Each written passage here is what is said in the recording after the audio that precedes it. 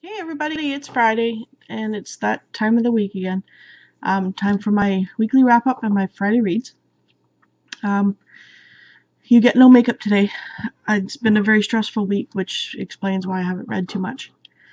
Um, so the first thing I'm going to start off with what I've read for the week, or sorry, what I've read last week. And I was reading this to my son, and it's Why I Quit Zombie School by R.L. Stine. He's still on his Goosebumps kick. And this is about a boy, not really so much with his family or anything, but he goes to a new school. They move to a new town. He goes to a new school and he finds out that the kids aren't quite right at this school. Their body parts fall off, they jump off balconies, and a whole bunch of other stuff. And as, sorry, as some of you may know, with R.L. Stine's books, there's always a little twist at the end. So he liked that and we gave it a 4. Please do not unsubscribe from me or hate me for this, but I then read Fangirl and I gave it a 3. I am not a fangirl over Fangirl. Some of you know it's about a girl who goes to college with her sister, her twin sister, and her twin sister does not want to be her roommate. She wants to do her own thing and party, and so Kath is left with learning how to be friends because she's very, I'd say, antisocial. She likes to write fan fiction, but she doesn't really like to do anything with other people. There is also an instance in here with not kids. Her sister ends up drinking a lot. And I think so much more could have been done with that storyline. And also with the after effects of it, because it was kind of just brushed off. And I didn't really like that too much. And also the storyline about her dad.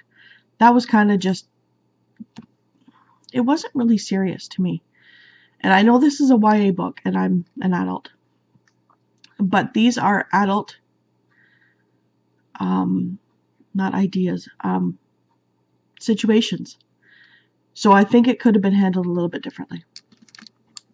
I then went on to read, I needed something, like I said, it's been a stressful week, so I needed something really light. So I picked up the How I Survived Middle School cheat sheet, and this is book 5 in the series. I'm not sure if there's like 12 books in the series. This one was a little bit smaller than the rest of the series, and I think it could have been a little bit longer as well, because this one also has a situation in it that could have been dealt with a little bit better. It's about Jenny and her friend Addie, well, her ex-friend Addie, and there's this big, like, school-wide, statewide history test, and 2 people get top marks in it. One of them, it's natural for them to get high marks. The other one, she's not really known for her test-taking skills. So, but yeah, there is a circumstance in here, and I really think it should have been handled a little bit more. I think I gave this one a 3 or a 4. They're still really good books, though.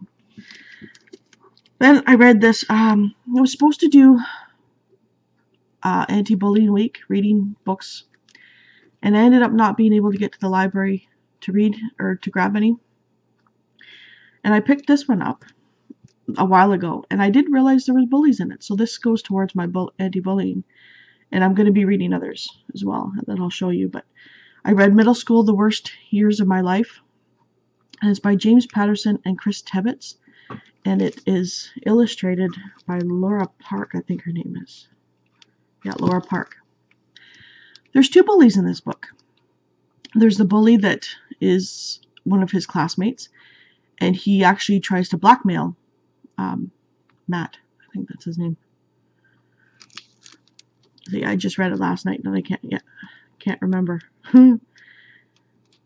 That's how stressed out I've been. But anyways, so he's being bullied and blackmailed by this one schoolboy. And then he goes home and gets bullied by his soon-to-be stepfather. And his stepfather is a guy who just lazes around on the couch, mooches off the mother, who is working double time to try and pay the bills and stuff. And he's just sitting on his butt and yelling at the kids. So it was not on the list for the anti-bullying Goodreads group, but I think it should be added because there are 2 bullies in this book. And while they were handled a little bit lightly, they were still handled. And especially with the one with the stepfather, I think that was well done. So I gave this one, I think, a 4. I gave this one a 4. So on to my current reads. Right now, on my Kobo, I'm reading Rebecca Boxhall, Christmas at the Vicarage. Sorry about the glare. There we go. And this was given to me by NetGalley for an honest review, so thank you, NetGalley and the publishers. I haven't gotten much done on this book because I don't know if it's because of the stress this week or if it's because it's on my Kobo and I have a hard time reading. It's not so much I have a hard time reading on the Kobo, I have a hard time retaining anything I've read on the Kobo.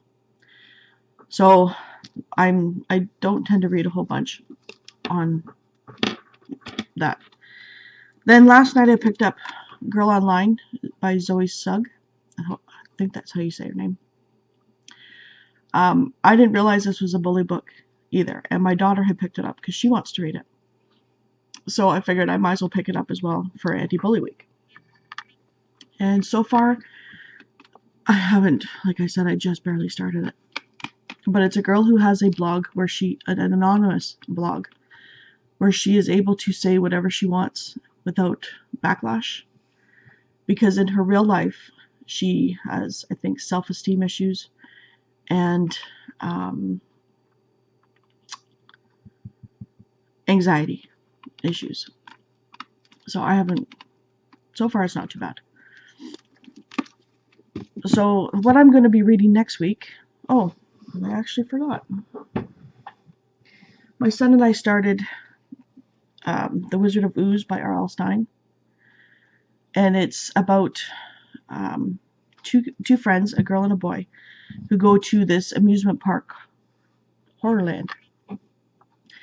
And things start happening. We haven't really gotten into much of it yet because we just started it the other night. Actually, yeah. We only read a chapter the other night and then 2 or 3 last night. So far they've only gotten to this one game and they lose the game, get out of the game, and then it disappears.